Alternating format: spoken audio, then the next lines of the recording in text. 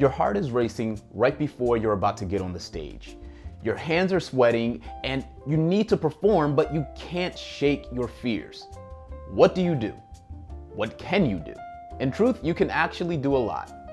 My name is Beverly, and today I am sharing my tips to control public speaking anxiety. Let's talk about it.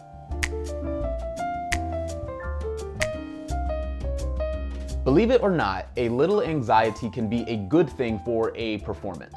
For some, anxiousness is a sign that you actually care what you're talking about. To paraphrase Eddie Murphy, who gave an interview with Jerry Seinfeld, he said that if he didn't feel a little bit of anxiousness, he knew that he wasn't going to perform as well. FYI, comedians are actually public speakers and some of the most successful public speakers of modern times. Now, on the flip side, a lot of anxiety can be problematic.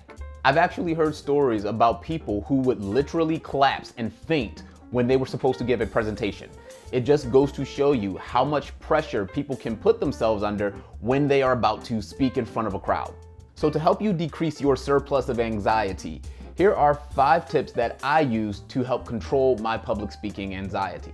Each tip is one that I used right before I went on stage for the 2019 World Championship of Public Speaking.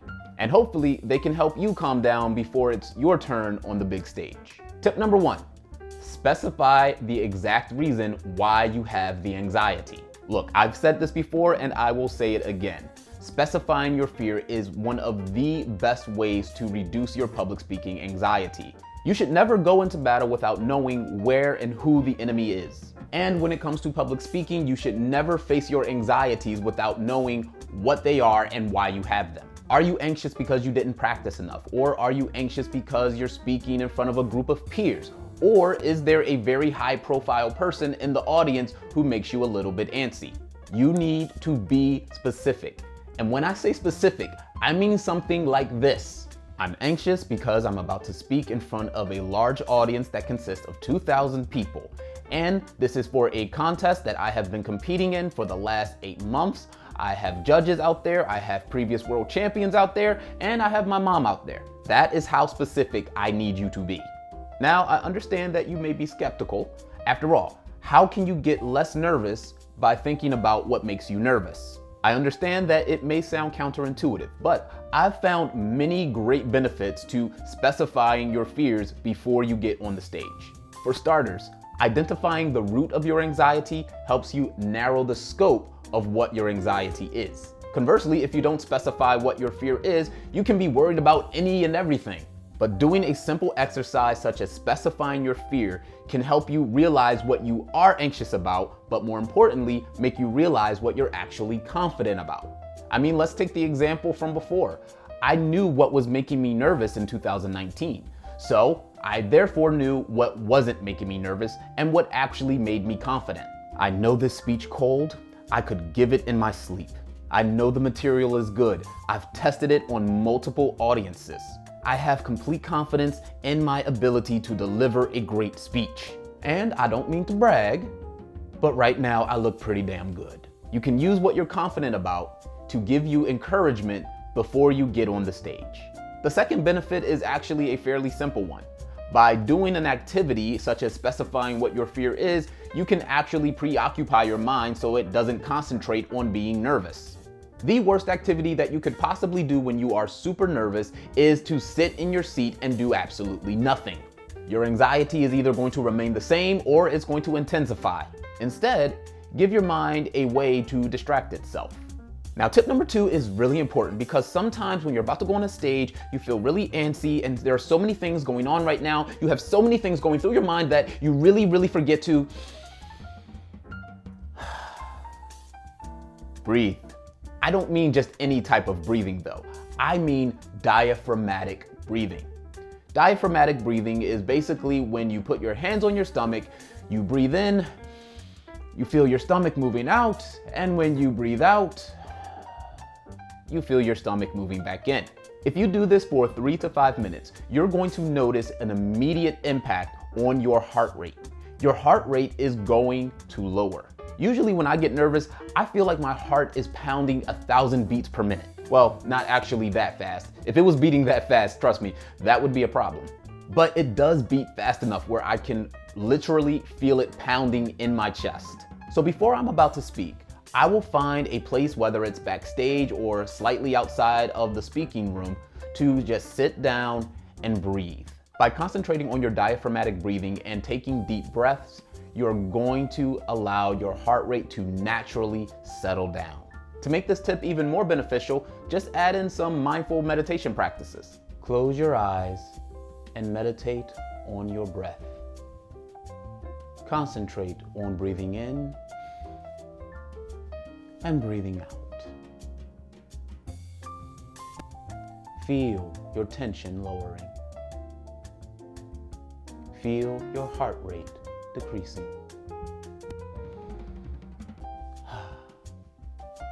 Namaste. Tip number 3, listen to music. Little fact about me, I love music. I grew up in a musical family. I grew around singers and musicians. So it's natural that one of my favorite public speaking anxiety reducing strategies is music. Now, what type of music should you listen to, you might ask?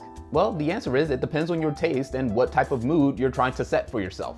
Do you want to calm yourself down?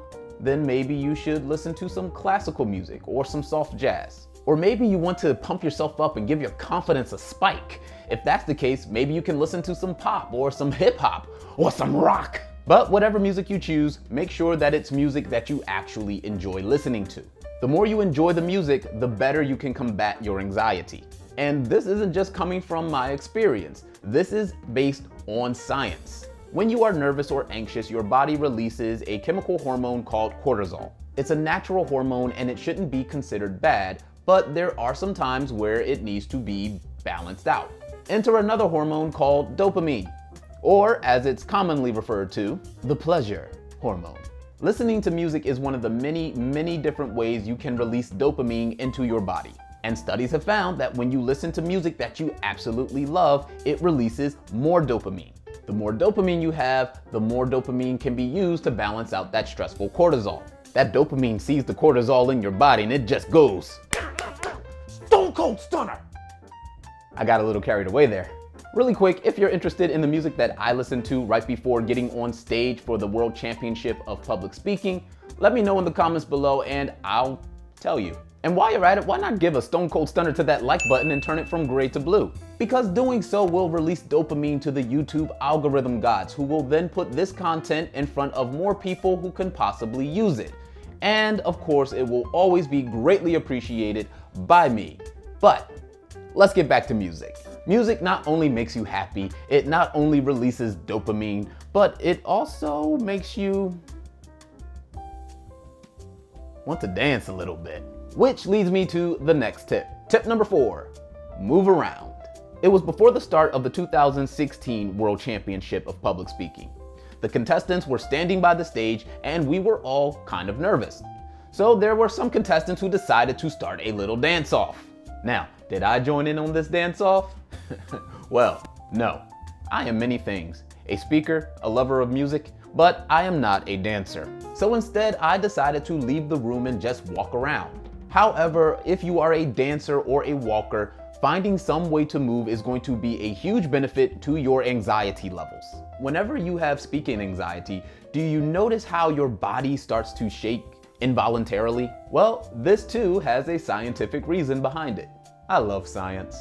Whenever you're nervous or scared, your brain will automatically kickstart your flight or fight responses. When that happens, extra adrenaline goes into your body, and that adrenaline is sending a message to your muscles saying basically, hey, we need to move now. Now, I believe the best way to counteract your body's natural response is to give it what it wants. Now, I don't mean to actually fight or run away, but you do want to find some way that you can move around a little bit. How much movement really depends on you, but you could do the aforementioned walking or dancing. You can even do something more strenuous like exercise. I've actually heard of speakers who will get on the floor and do push-ups right before they get on the stage. It really doesn't matter what you do, just find some way to move around. The 5th and final tip that I will give you to reduce your public speaking anxiety is, drumroll please, all of the above. Listen, as much as I love each of the tips that I've shared with you so far, I rarely, if ever, just rely on one of them. Sometimes I won't specify what's making me nervous because I already know what's making me nervous.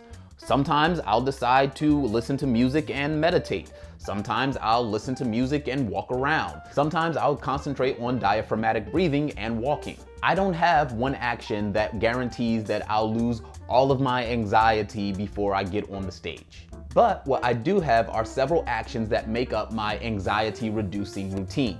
And hopefully in this video, I've given you some tips to use for your own anxiety reduction routines. Just be sure to use the ones that you like the most, because if you like them, you're more likely to keep using them. And will you eliminate all of your anxieties? No. But remember, a little bit of anxiety is actually a good thing. Your primary goal should merely be to reduce your anxiety so that it doesn't become a burden. This will leave you in a better state of mind to get on that stage and crush it. All right, folks, questions for the comment section. What techniques do you use to reduce your fears before you give a speech? Are there any techniques that haven't helped you in the past? What do you do now instead? Let's start that conversation in the comments below. And as always, if you found this even remotely valuable, hit the subscribe button, press that notification bell, and share this with someone who you believe can use the content. But that is all for today, my friends. It is now time to read the quote of the day. If you have stage fright, it never goes away. But then I wonder, is the key to that magical performance because of the fear? Stevie Nicks. Take care.